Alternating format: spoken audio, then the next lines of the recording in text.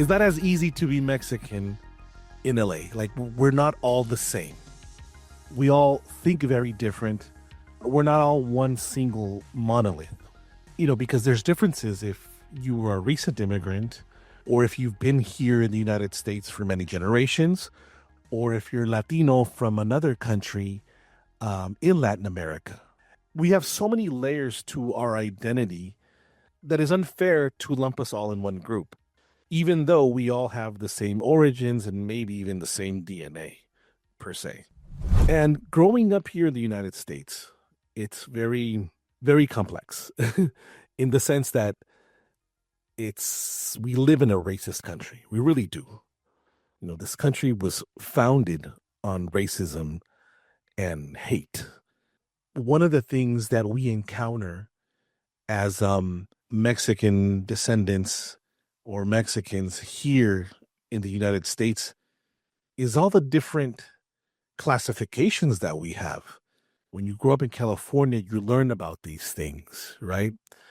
It becomes shocking when you are a recent immigrant, right? If you're a recent immigrant from Mexico and you go to school here, you find yourself in this cultural shock, even within your own people. Even though I grew up, there was a period in my life where my parents had to send me to Mexico because my parents were divorcing. I want to say this was around the early 90s. And in the early 90s, when I went to Mexico, it was a cultural shock. I mean, we're the same people. We spoke the similar language. I mean, we spoke Spanish. My Spanish wasn't as good when I went to Mexico. I remember even having a hard time adapting in Mexican schools. But after a time, I learned to love it. And I became part of Mexican society and Mexican culture, and I embraced it. A few years after, my parents get back together, and I come back to the United States because everything was much better in my home, right? My family was getting together. I was reuniting with my sisters that were already here in the United States. My sisters never actually left. It was just me and my mother that left. My sister stayed. So when I come back, it's around maybe the mid-90s.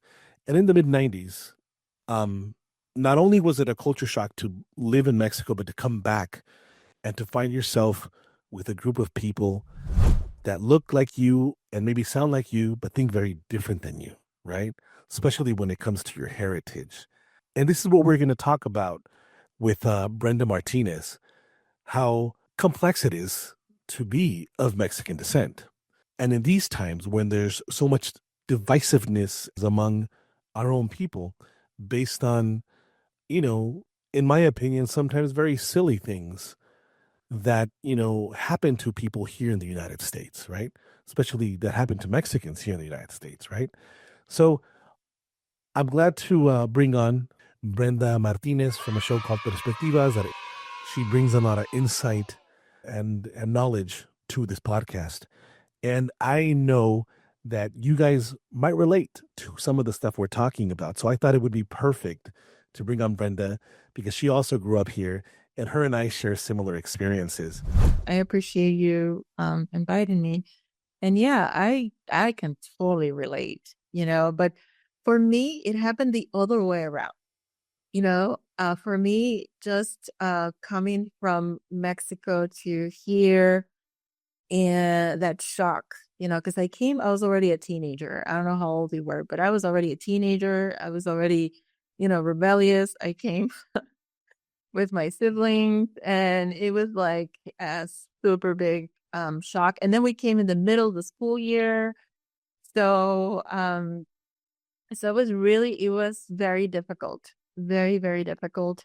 But the main difficulty that we need to adjust, it was the race, because they were so racist.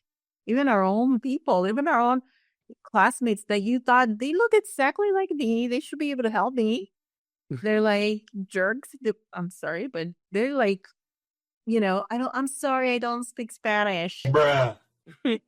I got that too. And it used to get me so upset because I went to school with the majority of the teachers were white and they didn't speak Spanish. And so it was like, it was a really big shock. And then the school was divided into the Latinos and there was almost no blacks, but it was the Latinos and people from the Middle East. It was a big community of people from the Middle East. And so you wouldn't even dare to mix with them, you know? Um, so it was very interesting. It was super, super interesting. I have to say that, our experiences are very similar in some ways. I also experienced, though, seeing kids from the US coming to my school when I was in Mexico. Oh, really? Too, oh yeah. That's Yeah. interesting. That was yeah, and seeing how everybody else treated them, that was very weird too. Um I can imagine. yeah, so I can relate to what you're saying, but um in Mexico, I'm sure I don't know if you experienced this, but I was living in the city, in Mexico City and going to school in Mexico City and our seeing kids that were coming from the US, it was a little different. The kids were like so, you know, um, they're like show offs. Like I speak English and you don't, you know? Oh, by the way, were Like I these come from the US and you don't. but were these white Anglo Americans, or are we talking about Mexicanos. oh Mexica? I see what you mean. Yeah. That happened to me too when I went to school in Michoacan. There was Mexican American kids that were uh, either born or had lived in the United States and then lived in Mexico. For example, um, I was always, because of my light skin complexion, I was always people always assumed that I was not Mexican for some reason, even though in my classroom we had two main colors. Either you were native, darker skin, or you were mestizo, or you were just very, very light complected. And I kind of stood in kind of in between the middle there, but I was always accused of being Bruh. or what they call a gringo, right? Always accused of it. But I guess I learned with time for it not to bother me because it only happened when they didn't know me. But after they knew me, everything was normal. And I think in retrospect, I don't blame them for having that opinion. I mean, we had horrible trauma with Anglo Americans through history. I do remember that I would be teased. Again, I was a strong kid and I never let that, bother me much. So I understand completely what you're saying because it was two of us in my classroom that had lived in the United States before. And yeah, sure, we were always volunteered for translating, always volunteered for our experience, and everybody always wanted to know how it was living in the United States. But this was in the 90s, right? For me, Michoacan. So I think it was actually very different for you, probably, since you were Yes. bitty. Oh yeah. Bitty. It was more modern out there. No Yes. mames, güey. Yeah, there was more pollution too, and it's but it was definitely more violence too because I used to live in a colonia that was very shady. Um but it was interesting, it was interesting to grow up in that environment. But it was interesting to see how like it didn't take long to accept those kids in when I was living in Mexico, you know? It didn't take long. Like, okay, at first they were like annoying and you're like, didn't want to have anything to do with them and everybody will like ignore them.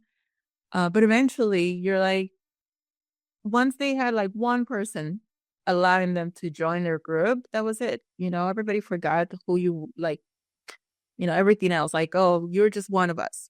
That's it, period. Yeah. But here in the US wasn't like that, you For know? me, for me in Mexico, they wanted to know what side I was on. basically. Oh yeah, there's a lot of nationalism. There's a lot of there, but I feel there was a lot of nationalism back then. Now, Oh not yeah. so much so. This brings back so many memories, Brenda. And in Mexico City, okay, era, ¿le vas al águila, a las águilas o al América? You know, that was it. They don't care if you were like from the US. It's like, okay, now you're in Mexico. Águilas o América. Exactly. Perdón, al Cruz Azul o al América. Cruz Azul o al América. That was it. If you like say what, which was hilarious because let me tell you, my uncle was going to this barber shop like for most of his life. When he found out this guy was being on the opposite team that he was, my deal stopped going to see this barber. He's Oh, like, wow. no, that's it. He goes to the Cruz Azul or whatever. And so in Mexico was that was the biggest thing, you know? It was like that's the only thing I care about. I don't care if you're like you come from the US or whatever. I had to fight a lot as a man. How to Like fight, fit like like a fit physically fight. fight, physically fight because I was challenged. I remember I was challenged the first day I showed up to the school. The very first day, the kids looked at me and said, "Who is this gringo?" Right? Yeah. Now, let me just say this: the demographics in Michoacan are mostly people of indigenous complexion or brown folk. But there's also a pocket of light complected folks, and I happen to be in that pocket of the light complected folks. Now, I'm still Mexican. It's just that I'm from that pocket of the light complected folks. But I remember I was, like I said before, I was always accused of being a gringo. And the first day I remember in school, some kids started picking on me, and I was always a tough kid, but I was alone this time.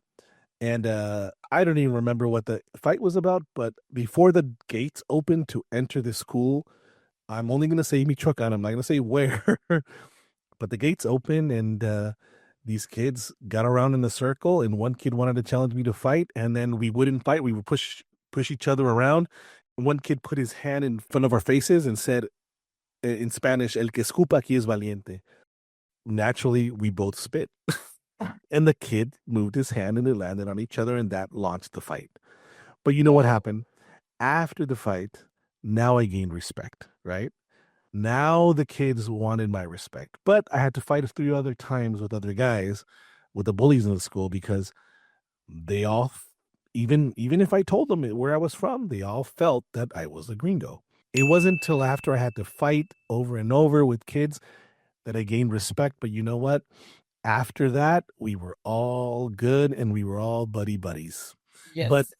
but yeah, that is how rough it was. And this was, by the way, this was a public school because at the Yes. time my mother couldn't afford, the private schools. So this is why I think it was worse for me at the time, Brenda.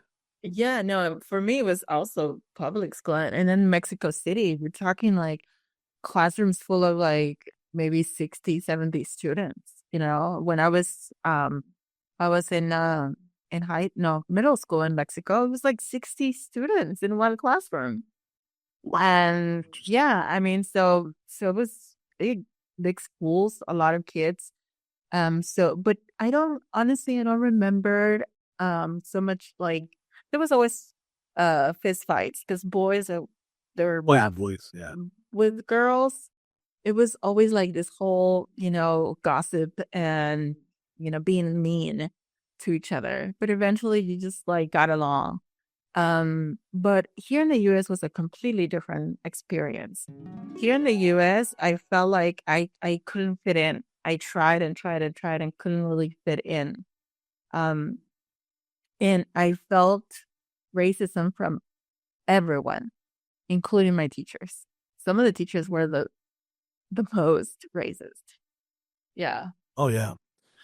Before we get into our experience here in the United States, I feel like I had to clear some things up because even though some things were rough, at least for me in the state of Michoacan, in the public school that I went to, things were rough. They weren't bad per se, because till this day, I still credit my experience and everything I know and the way I am because I went to that school, because I did have great teachers. And I had one great teacher in particular. Every now and then I remember him, and I listened to his voice in my head. I don't know. I don't even know if this teacher's still alive, but I should. I should try to find out and thank him. He told me a lot of this of what I was going to experience in the United States. He told me, he gave me that pride in my people at a very young age when he did it. And the reason why he did it is because he saw me having a hard time adapting. And this is particularly when I was talking about that I was fighting all the time. He saw that and he would keep me after class and tell me the history of Mexico and talk to me about our origin and our cultures. And I really credit that, and I'm so glad to have had him in my life that ever since I was left a very long time ago, I've always I always hear his voice in my head, and I always do what I think I should. I always do the right thing for my people, and it's, you know, 45 years later, look at me now. I'm still somewhat thinking of him and remembering his teachings. So it wasn't all bad, at least for me, because you were in Mexico City. I was in Michoacan. In our classrooms, I don't remember them being full. I don't remember having any real serious issues at the school. But again, two different places. For me, it was slightly different. I also experienced something similar when we were given the news that we were going to the US. For me, it was a shock. I was like, no way. I am not going anywhere unless you pick me up, you carry me into the airplane. I'm just not going on my own. Um, but the word spread around the school that these kids were gonna go to the US. And and same like you, we had a lot of teachers. The culture is very different in Mexico too. You know, people are warm, people are welcoming. And yeah, even though kids are a little feisty at the beginning, they you know, people are different than here. They welcome you. They're warm. The society is different. But um but our teacher was exactly the same way. Was like gave us a whole speech to my siblings and I and said never lose track of who you are, where you came from, and be always proud of your culture. And you're going into, like she made it sound like you're going into the most horrible place in the world. Yeah. you Wow. know and she's like, but never forget who you are, where you come from, and you guys are, part of this proud race and blah blah blah, and you guys are strong, and this, it was really, and she had always been like that, but she wanted to like just make sure that we had like her voice ringing in the back of our heads. That's so interesting to me that you had a very similar experience. Yeah, yeah, and of course we got like a speech from all my aunts and my uncles, and because I grew up around, I grew up around a lot of people, and my grandma had 12 kids. So I had a lot of uncles and aunts, Wow. and yeah, and some of them were like, highly educated, and they were always teaching us to say, the one of my uncles used to say this. This is my tío who married my aunt, my mom's sister. He would say, look, if you are informed, and if you focus yourself on learning and informing yourself, no one is going to manipulate you. No one is going to make you do things that you don't want to, you know? So if Right. his thing was like, educate yourself, like it's power. Knowledge is power. Use it. And I just, remember those words. And I said, okay, okay. So my goal when we were here is like, okay, we gotta learn. We gotta learn. We have to be keeping ourselves informed. Uh, but it was very difficult, the transition, you know. Yeah. Same thing happened to me that happened to you in the sense that I didn't want to come. I didn't want to come. I was happy. I already had, if I finally had established friendships and Yeah. bonds with the community. and with my people. And then all of a sudden, parents are getting back together. Let's fix things. And I didn't even care. I'm like, wow, I'm gonna be pulled from my roots again and moved into a different area where I have to start all over again. And sure enough, it was really hard. Actually, it was harder on the way back than on the way over there. It was easier for me to adapt in Mexico than it was for me to readapt in the United States. Before we continue, I want to remind you guys that you're listening to Contragolpe and Perspectivas with Brenda Martinez. We're doing a little collaboration here, like we do on Visual Frontier. For a very long time, we didn't know, we still not sure what our audience is because our audience is so complex, right? We have bilingual people, we have Chicano people that only speak English, and then we have the Mexican community, which I think is the most that only probably mostly speak Spanish. So we're in this weird limbo where it's kind of hard for us to find our target audience. So, but if you appreciate the work that we do and the programming we're giving you and we're bringing back memories, please comment on the video and let us know what your experience was.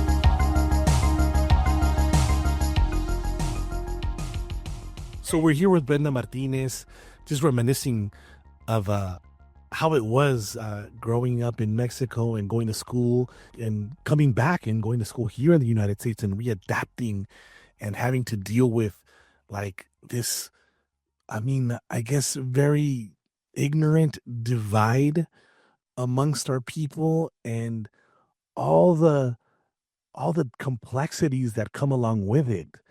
Like, even different cultures and the culture shock, right? That we have to live Yes. through here in the United Yep. States. And Brenda was about to tell us about what her experience was here in the United States now, no? Before the break, she was telling us about her experience in Mexico. Now let's hear a little bit about our experience here in the United States. It's kind of interesting. I think it just gets very controversial after we Controversial, arrive but here. very complex too. But also, there was like arriving here wasn't just a cultural shock. It was experiencing um the racism that you see a little bit in Mexico, but here was like I look just like you and you are treating me like Bruh. like we're totally different people. Uh I was that was the biggest shock for me that kids who look just like me where I could, you know, and I had heard them spoke Spanish. They just refused to speak Spanish with me. So starting school was, and then I came in the middle of the school year. So some of the ESL kids, do you remember those classes? Do you have to go back to those? I That English as a second language classes? I never had to go to ESL, but I know that some people that took ESL classes were horribly discriminated Oh yeah. by our Yeah. people, by Yes. Chicanos. Yes. Okay, so just being in the school was one thing. Okay, all the kids will be like teasing you and saying all these things in English and just making fun of you and laughing, and you had no idea what the hell was happening. But outside of the school was the same thing. Outside of school, getting on the bus to get to my house, it was exactly the same thing because some of those kids were in the bus and they will be making fun of you and they'll be laughing and saying things. And my cousin spoke English only and he had very little Spanish, and so he'll make fun of us. And he was constantly, playing tricks on us, like, "Oh, repeat this word," and then you're repeating the word, you have no idea what you're saying and he's laughing on the floor. And my aunt is like, "You are so mean. Stop doing that to your cousin." So it was a lot of that. But one of the worst things I can tell you a story. It's a little um one of the worst experience that I had is when I came into middle school. I had a PE teacher. Okay. You figured, hey, PE should be the easiest class. Well, the PE teacher had this thing where all the kids who were newcomers from Mexico, because the majority were Mexican, then you had to do the chicken dance in front of everybody. Whoa. She was white.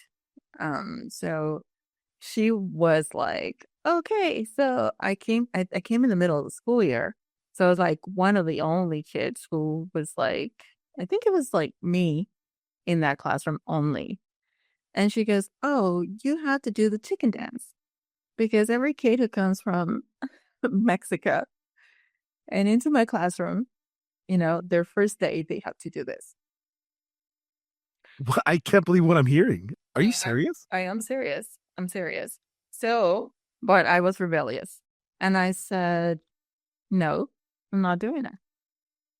And of course, she had gotten another student to translate because she didn't speak Spanish. And so the other student is like, you're supposed to do it. You're supposed to do it. And I'm like, hell no, I am not doing it. And she's like, oh, you're going to get in trouble. I said, I don't care. So I said, tell the teacher.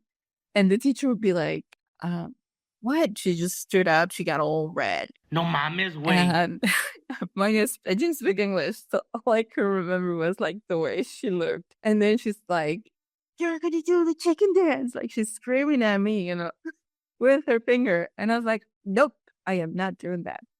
So they send me to the principal's office. And but at the time at that school, you're supposed to return your outfit, your PE clothes. There was like a lady who was collecting the dirty clothes and washing it there at the school.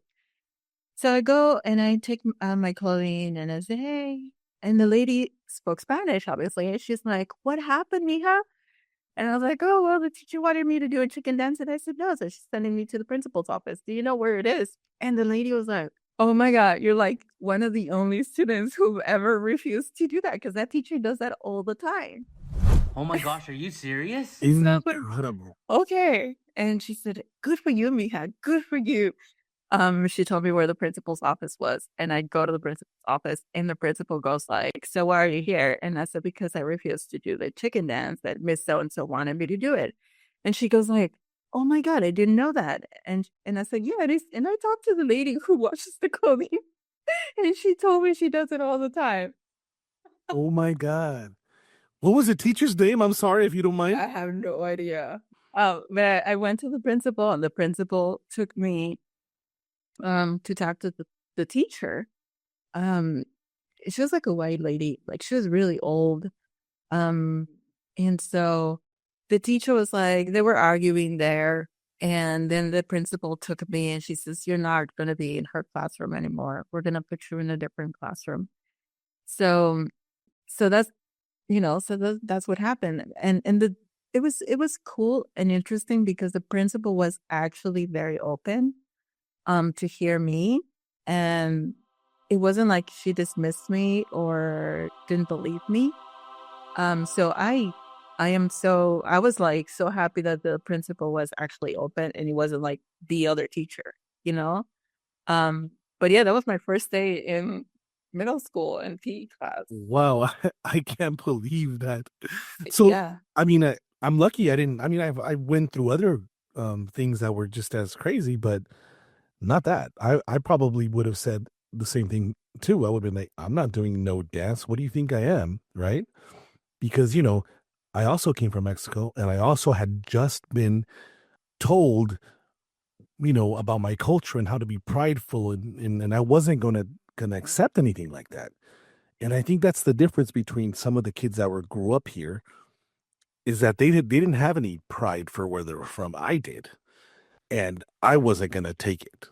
But yeah, I probably would have, been kicked out too for that, right? But if you've been listening to the show and before we went to break, I was telling a story about how in Mexico I had to fight, physically fight for respect, for kids to accept me. And luckily, I things like that didn't necessarily bother me, right? Like, and they haven't affected me in the long run. Like, it could affect somebody else. But, in my experience, I had to do it all over again when my parents got back together and brought me back to the United States. I remember also the very first day, I had to get into a fight here in the United States. But now, here's the difference with getting into a fight in Mexico at the time and getting into a fight here in the US. There wasn't a gang culture in Mexico. And where I'm from, there wasn't gang culture at all. There wasn't that mentality. It was more like individuals against you or whatever, for whatever reason. But Mhm. here, you're dealing with gangbangers, kids that are already in gangs. So I Mhm. remember my first day, there's kids, these young little gangbanger looking kids that were making fun of me because of my clothing. And what was wrong with my clothing at the time? Remember, this is like the 90s, right? Yes. Uh-huh. My clothing fits correctly. Yes. And because, You're not a baggy like them. yes, because when we left, it was the scene, the music scene was rock, was indie. MTV still had white people on it, right? MTV Mhm. was rock and roll, and that's what it was. So when I come back, it had shifted. It was no longer that. It was more like videos and gangs and all kinds of stuff. So, but I'm still dressed like I think everyone should dress and look, right? Yes. Just normal. But apparently that meant to them that either I was a nerd or I wasn't a gangbanger or I wasn't from here based on the way I We're not from the same gang. wasn't from the same gang, Yeah. wasn't from the same people, Mhm. and I was ambiguous to them. So they would pick on me for that. And some kids just saw me dressed this way, which is very normal, right? Very normal, and Yeah. decided to try to jump me. But they didn't know that that I wasn't your average kid. And sure enough, I got into a fight with three people the same day, my first day in school in junior high. I got into a fight with the local gangbangers. They didn't like the result. And I remember, next thing you know, there was a fight at 3 p.m. after school. Here's where I think I ended up being lucky is that the people that were taking care of me here in the US on my mom's behalf happened to be these old cholo veterano types. In other words, these Excelente former noticias. old gangbangers that happened to be my distant cousins, but they were from the local gang, but just old people, right? Guys in their 30s at the time. And they had to come to pick me up. And I remember being extremely embarrassed of it. Mhm. Like seeing these guys with these lowriders picking me up after school, and here's this Ooh. little ambiguous, light complected kid getting in the car that doesn't look like them, but with no tattoos, nothing, just a normal kid getting into the car with them. And I remember after school, here I was walking, and I was because and of course I could have avoided it, but I wasn't going to avoid it because I was a little tough kid back then. And I remember walking directly toward the exit was, and people were already like gathering up because there was going to be a fight. And Yes. when I look around, to my surprise, I see that my big cousins are just towering over everybody because they were very tall. And just but they had no idea that I was going to be the one involved in this mess.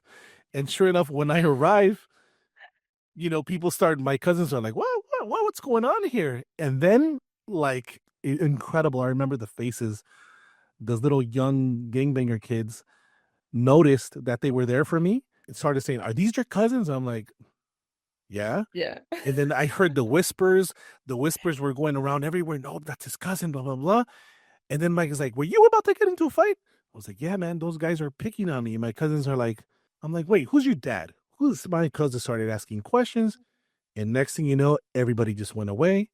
I left with my cousins and they never messed with me again. And I think the people that saved me were essentially just my cousins Your because they were from a cousins. former gang in the local area. So, but again, like this was shocking to me because I No never mames, güey. like, it's just weird things that we have to go through, right? Yes. As Uh-huh. Mexican kids. But the good thing is that I never once had to go through the same thing again because they were afraid they knew that I had backup or I had support from these older guys, and that I wasn't this you know kid that you could just mess with. And yeah, that's just a funny experience that I lived here. Wow, that is amazing. That's so funny. And it didn't end there, Brenda. It continued, but at least this time it took a different form. But it wasn't against gangs or anything. Other people, you remember those days, what we experienced before Oh, Prop 187 and all that. dude, you know what? When I came here, like I told you, I came in the middle of the school year, right? So, Mm. because I was going to like a school that had different tracks, or students will come like, at different times of the school year. I go and my track goes into vacation. And at that point, all the kids who came in the middle of the school year for that track are sent into special, like super high speed second language, English as a second language kind of class where you had to like learn English in like 2 months. Um, Oh man. so we go into this classroom and all of us, it's probably 10 of us. We became really close because we were spending every day of the school year for 2 months just working on our English. And, and I'm not going to lie to you.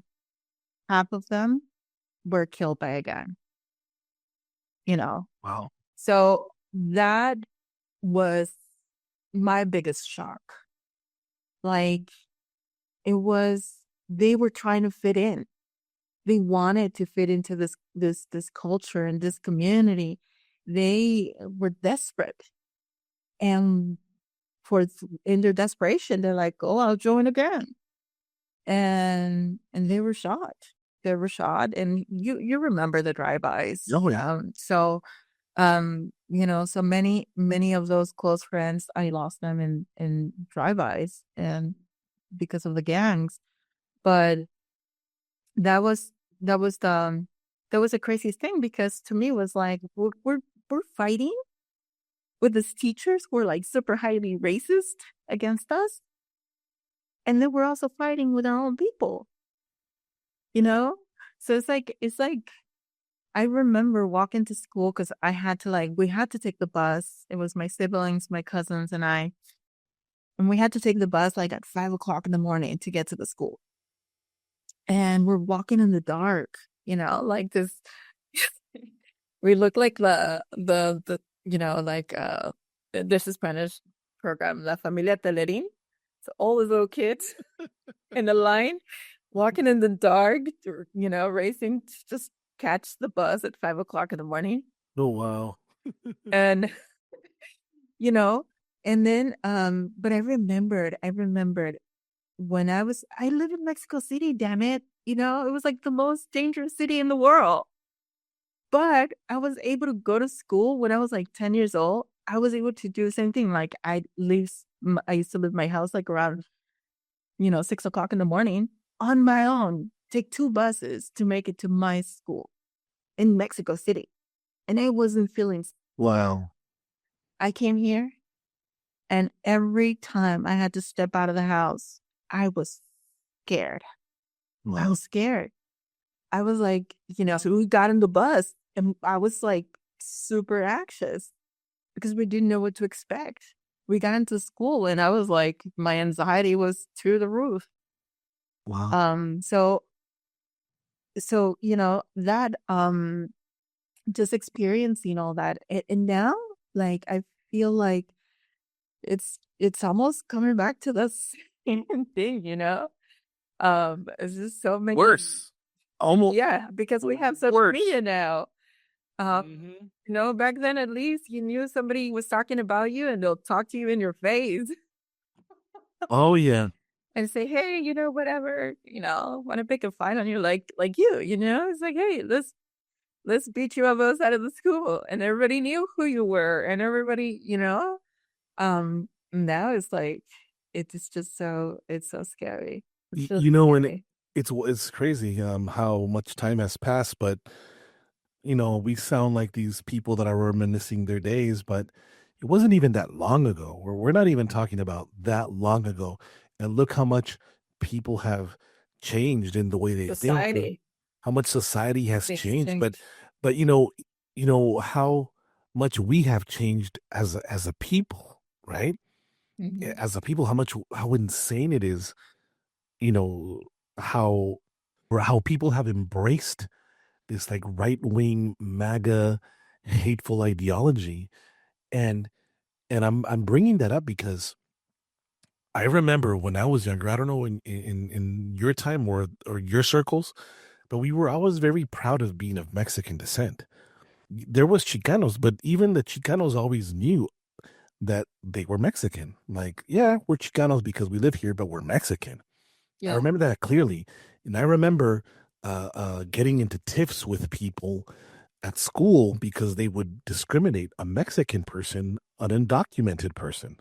And I Yeah. remember the conversations, and I remember the fights that would happen at our school because someone discriminated someone that was what they called, the wetback word, Hmm. right? They would call somebody wetback. The next thing you know, if someone that was a Chicano heard that, they would immediately like launch into a like, what did you call him? Like we would all stand up to defend that one person. And uh and and I, and I remember feeling so empowered and so proud of these people, whether they were gang or not, because we knew that collectively we are the same people. There was nothing really dividing us, as much, right? I mean, there were every now and As then. much, yeah. They still like pick on you, but they didn't like when someone else picked on you. Yeah, yeah, like they So, could pick on you. They could yeah. pick on you. Like they made a difference between the Mexicans that were born here and the Mexicans that were, but it wasn't as bad. It was minimal. Like we all knew at the end of the day we were Mexicans, right? And I feel like, I'm not trying to generalize everybody because not everybody thought that way, but the majority of people, at least in my circles at those days, we were down. Like we were all Mexican at the end. They would say Chicano every now and then, but it wasn't fully understood, I believe, by a lot of people. Like it was just something to say, like, well, I'm from this side, I'm Chicano, or I'm from that side, I'm Mexican.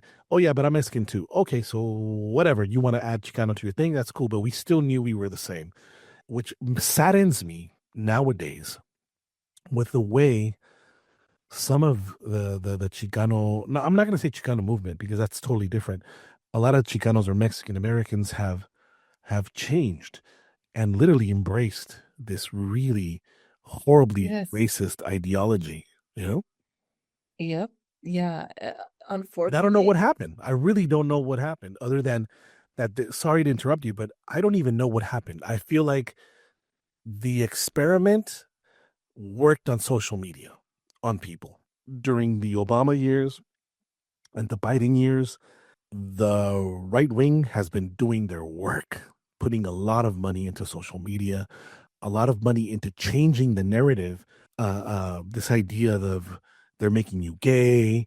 The teachers are teaching subversive things to the kids. All this hyper nationalism and flipping the script was all due to, in my opinion, I mean, please feel free to jump in and correct me if I'm wrong, but mostly social media and Yep. influencers. Hmm. Yeah. No, I totally agree with you. I think the the opposite party, I mean, both, they've been trying to utilize the Democratic and the Republic, trying to utilize the media to persuade people's votes. Um, and I think more recently, though, the Republicans have been putting a lot of effort on, broadcasting. But I also, where I'm confused, what I really don't understand is where when along the line, a lot of these Latinos lose the touch with their culture, you know, lose the human touch because ultimately, at the end, we're all humans. Doesn't matter if you're documented, undocumented, you came from Mexico, you came from Ukraine, you came from whatever part of the world you came. We in this country seems to be like there's a pivotal point where you lose that sense of, you know, the other people's struggles, you know, even though they themselves struggle at one point or another.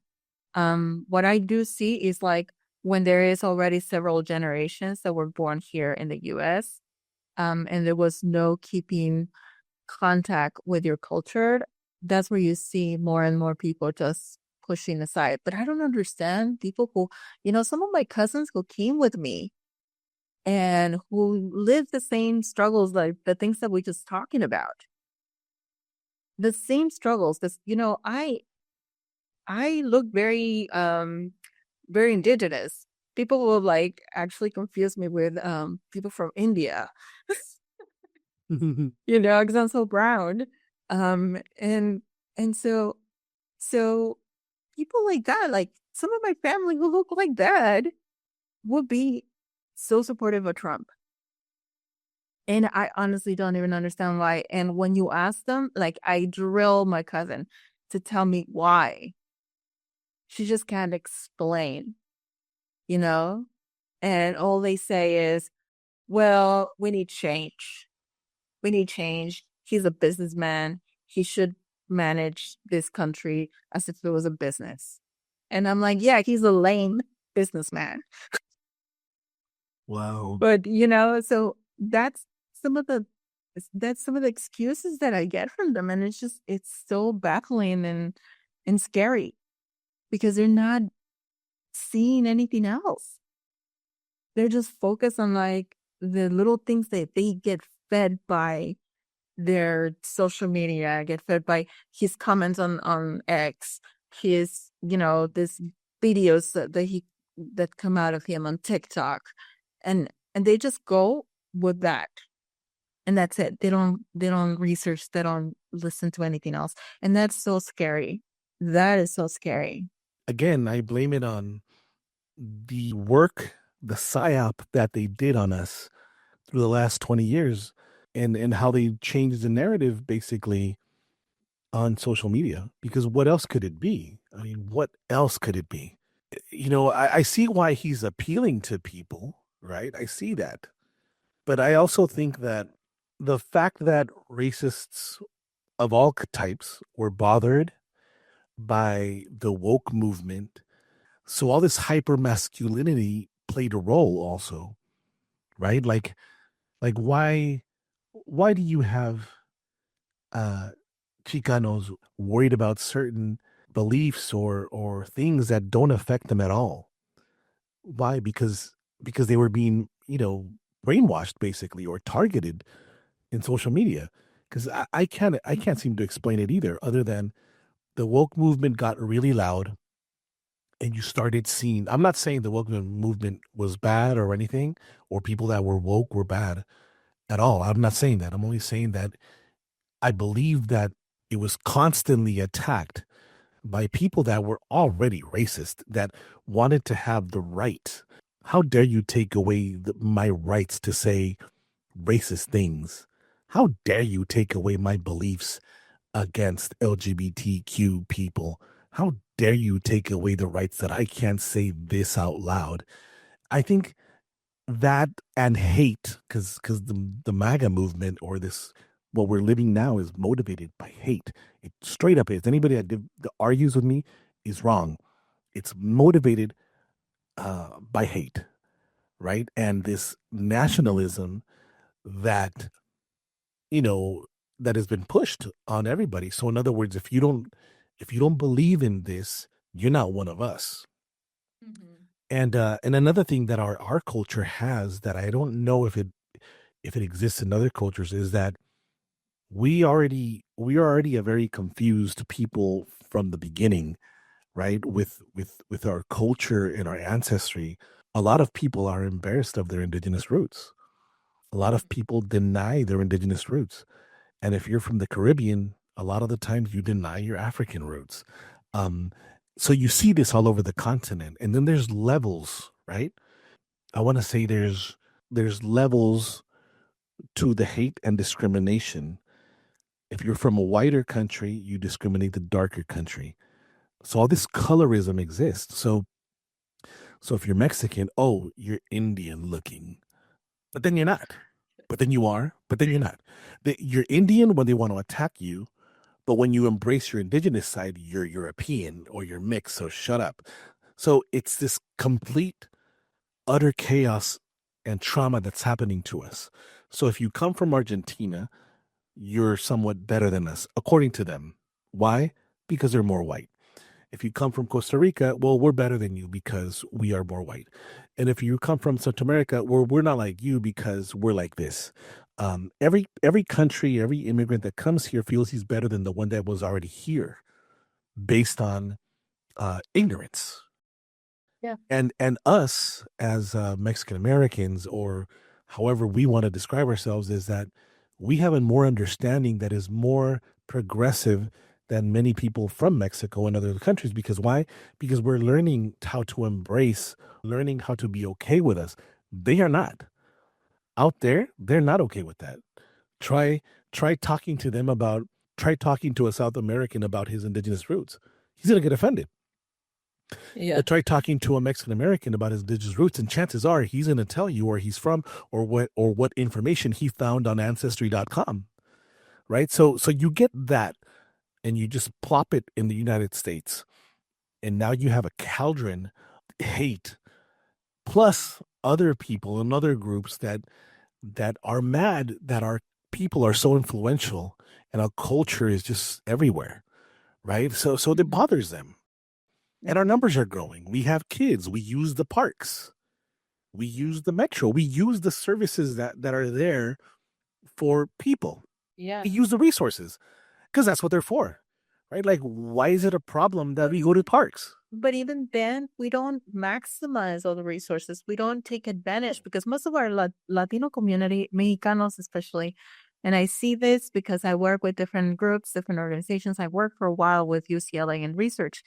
And I see the pride of our people or our community.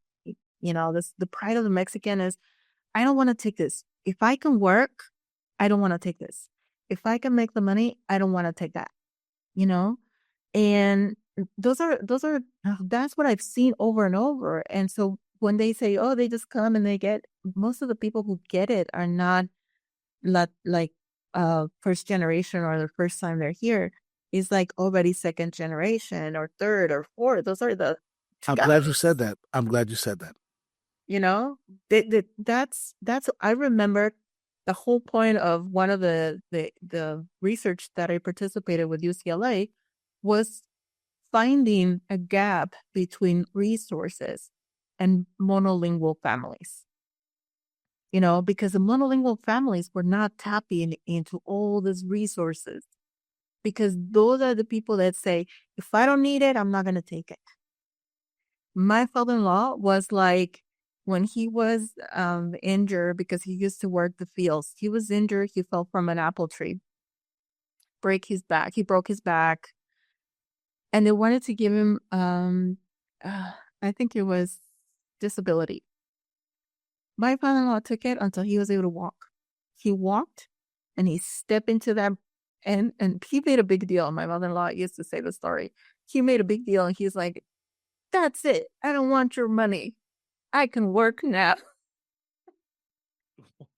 But that's what you used to see a lot with like first generation people come here. They had a pride. They're like, no quiero que me mantengas. I don't want you to like, you know, feed me and do everything for me, you know? But now you're saying that the second generations born here, they don't have a problem taking those resources, you know? Wow. I want that to sink into people. I really want that to sink in deep, because there's so much lying going on our people that is ridiculous. And what you said there is common. And by the way, let me explain, because I have to make this correction. It's common mostly to Mexican people. There's something about Mexican pride that makes them not want to take advantage of resources. Now again, let me just make this correction too. I'm talking about an older generation. Now things might be different now because things have changed. But originally, when I was growing up, that was the case too. I remember my mother and my family members looking down on people that did that. They'd be like, I can't believe they're collecting money for just being there. I remember that. And I would be like, you know, and I was a kid and I'd be like, yeah, that's right. I agree with my parents, you know? because it was something we didn't do. And I'm glad you brought that up. My mother was like a single mother, 4 kids, 4 kids. Okay. And my mom never took any, any free resource program or anything. She just refused to. She was like, I'd rather not, but my mom was just like, come on, mom. But she's like, I would rather not have you guys on any medical insurance than having to beg Medi-Cal to give you something. And I'm like, you're not begging. This is the program and your kids need it. But that was a proud that was the pride they had, that she was very proud. And yeah, it's true. You see it with older generations and mainly people coming from Mexico. And I think this is one of the beautiful things of our culture that people don't appreciate, because at the same time, I've also heard people have managed to flip that and make it racist in the sense that, oh, well, you guys are dumb for not taking advantage of the system that was there for you. You know what I mean? So now we've become dumb or somehow not intelligent because we're not taking advantage of these programs or the social help. Isn't that insane? It's totally crazy. It's totally crazy. But again, it's like you see this thing of like, bad if you do, worse if you don't. You know, it's always like this. But I think it's just more like a separation, like a division, to create like this division and because imagine if all like at least 10% of the Latinos that live in California will organize. We're like 4 million people just in Los Angeles. Yeah. 10% of that is like 400,000 people. Imagine 400,000 people marching on the streets. I know there was like recently some march about the immigration, but imagine 400,000 people on the street, just Latinos. It's dangerous. It is. It's very dangerous, and which hopefully at some point we talk about.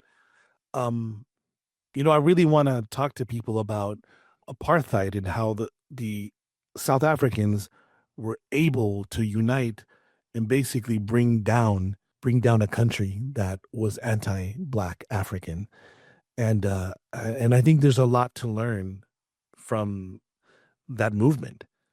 And if we organized and we had that power, we could literally paralyze the country. But I don't think now with social media it seems impossible because there's so much people divided, and they're getting bombarded and targeted with so much negative things, and moving people away from not doing protests. For example, this whole protesting that was going on here in LA, somehow the right-wing media made it seem like everybody was burning flags when it was in fact only 2 incidents of people burning flags, and the people that were burning flags were anarchists. They were anarchists that were American citizens. 2 people burned flags in 2 different places, and the entire immigrant community, and specifically Mexican, is now burning flags like we hate America and we're burning flags. When it was only 2 people in 2 different parts of the state. And as a matter of fact, if you look at the videos, the people that are burning the flags, I mean, look, I don't even know if they're Mexican people, by the way, but because they're covered, I mean, their faces are covered, and you could see all the people in a circle just with their eyes like, are you burning a Oh flag? my gosh, are you Yeah. serious? Like, you know what I mean? Like, why are you guys doing that? This is the oldest trick in the book. I mean, I remembered in Mexico City, when I was leaving there was a lot of protest, and the government was always sending someone, or the other organizations or other groups will send someone to pretend they were part of and to infiltrate and to pretend they were part of the protest and do all kinds of crazy stuff. And I don't doubt for a minute that the same thing is happening. They're still happening now. The thing is, the problem that we have now is that we have so much media access, and the people are so brainwashed that they just take whatever they see. Like, oh my God, didn't you see that? It's like, no, let's stop and question things. Really, this is what we have to do, because the more division that we create among us, the easier it's gonna be to keep our communities and our people down, you know? That's right. So That's right. great. Well, our time is up, but we have to continue. We have to do a part 2 to the series because we still haven't gotten to all the controversial stuff that we experienced growing up here in the United States, and the Oh stuff that we yeah. witnessed here in the States. Like, we really want you to know, and we want to know if you relate can we want to know if you can relate to this information, because if you're around my age, you have a lot to tell us. You have a lot of stuff Yes. that we could reminisce, and people need to know, because the kids nowadays, they don't remember this. They had no idea that we had race riots. They had Oh no idea, right? yeah. Yeah. I mean, we grew up around the 187, so the racism was like palpable, in the school, in the street, and your home, because literally, okay, people were arguing among them within the same home. And Yes, we definitely do. leave us a comment and let us know, like, do you relate? Do you have something similar happening to you? And let us know. We want to hear it. Exactly. And on that note, make sure you hit subscribe and you hit a like. We'll be back very soon on the next episode. Es tiempo de transformar.